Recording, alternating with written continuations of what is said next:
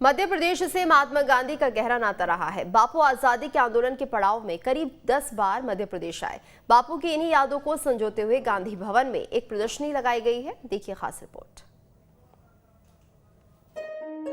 आजादी के आंदोलन में बापू के पावन चरण भारत भूमि में कई जगह पड़े। उनमें से एक था सेंट्रल प्रोविंस यानी आज का मध्य प्रदेश।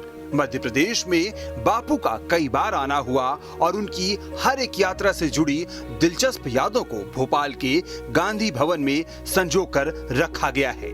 अगर आप महात्मा गांधी के बारे में जानना चाहते हैं तो भोपाल का गांधी भवन देश भर में शायद एकमात्र ऐसी जगह है जहां पर आपको उनके बचपन से लेकर उनके मरने तक की या उसके बाद की भी सारी चीज़ें जो हैं, सारी जानकारी आपको मिलेगी। ये तस्वीरें देखिए, अगर आप यहाँ से शुरू करेंगे कि उनके माता पिता कौन थे, उनका जन्म कब हुआ था, उसके बाद महात्मा गांधी का घर, उनके बचपन की तस्वीरें, कैसे कैसे जीवन उनका आगे बढ़ा, क्या क्या जीवन में उतार चढ़ाव आए, कैसे लंदन गए, बैरिस्टर की पढ़ाई, उनके घर का मॉडल तक यहाँ पर बताया गया है।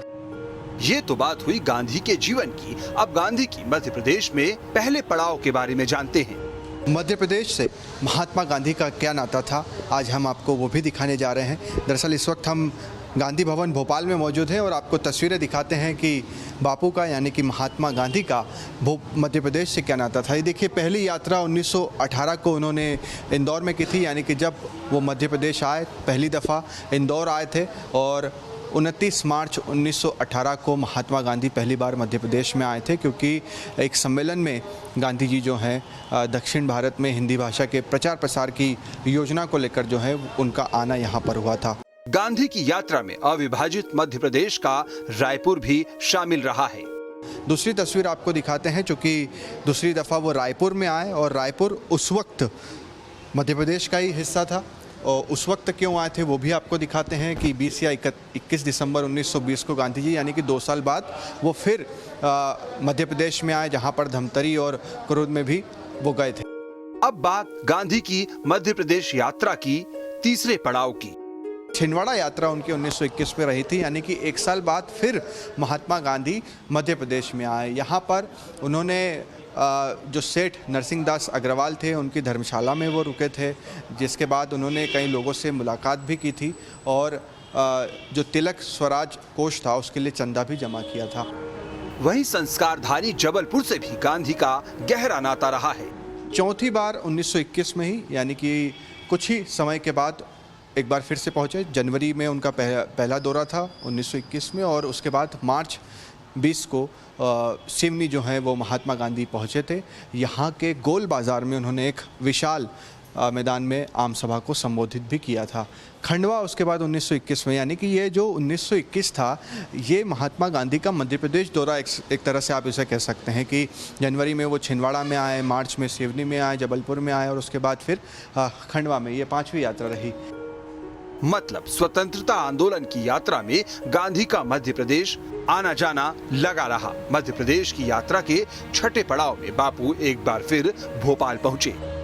भोपाल की भी आपको तस्वीरें दिखाते हैं कि भोपाल में उनकी यात्रा जो है वो किस तरह की रही, भोपाल में क्यों महात्मा गांधी आए थे, कहाँ पर रुके थे। ये तस्वीरें देखिए, गांधी हॉल में हर तरह की इस गांधी भवन में चीज़ें बताई गई है। अब ये 11 सितंबर 1929, देखिए ये लंबा समय अब महात्मा गांधी को मध्य प्रदेश आने में लगा, यानी 1921 के बाद सीधे 1929 में आए। और डॉक्टर जाकिर हुसैन, मीरा बहन, महादेव भाई देसाई उस वक्त जो थे, और महात्मा गांधी क्यों आए थे ये देखिए, खादी भंडार और गांधी जी ने निरीक्षण भी यहाँ पर किया था। इसके अलावा आपको 7वीं यात्रा उनका ये ऐतिहासिक दौरा जो है वो कहा जाता है कि आखिरकार क्या हुआ था। देखिए, मध्य प्रदेश में 22 नवंबर 1933 से 8 दिसंबर 1933 तक गांधी जी का दौरा रहा, और ये इतना बड़ा दौरा था कि इसमें गांधी जी दुर्ग, रायपुर, बिलासपुर, बालाघाट, दमोह, सागर, कटनी अलग अलग जगहों पर जा रहे थे, क्योंकि उस वक्त हम देख रहे थे कि एक आंदोलन का दौर जो है वो शुरू हो गया था। होलकर की नगरी इंदौर से जुड़ी भी बापू की खास यादें हैं। 8वीं यात्रा महात्मा गांधी की इंदौर महू में रखी। पहली यात्रा भी हमने इंदौर में देखी थी, जहां पर हिंदी साहित्य सम्मेलन के 24वें अधिवेशन के अध्यक्ष रूप में महात्मा गांधी जो हैं वो इंदौर पहुंचे थे। तो ये बापू का मध्य प्रदेश से नाता है। अलग अलग जगह की हमने आपको तस्वीरें दिखाई, और इसके बाद ऐसा नहीं है कि गांधी जी नहीं आए, आगे भी वो जो है ये सफ़र चलता रहा है।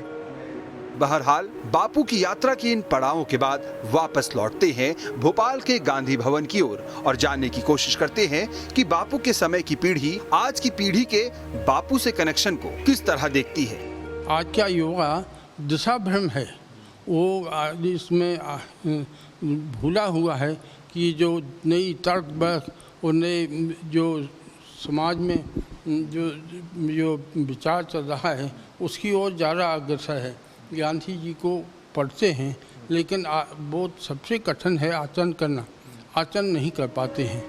बहरहाल भोपाल के गांधी भवन की बात करें तो यहाँ जिस तरह से बापू की विरासत और उनकी यादों को संजोया गया है उससे हर पल बापू के यहाँ होने का एहसास होता है। हालांकि आज के दौर में बापू के होने से ज्यादा हम सब के अंदर उनके विचारों के होने का एहसास ज्यादा जरूरी हो गया है। भोपाल से शुभम गुप्ता के साथ टीम न्यूज़ स्टेट।